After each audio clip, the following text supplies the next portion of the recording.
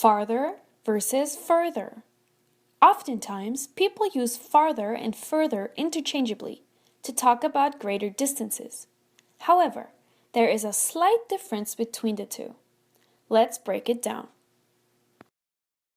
Farther is used to talk about physical distances, as in, Tokyo is farther away than Beijing. Further, on the other hand, refers to more figurative and non-physical distances, such as in, I am falling further away from my goals. Goals are not a physical place.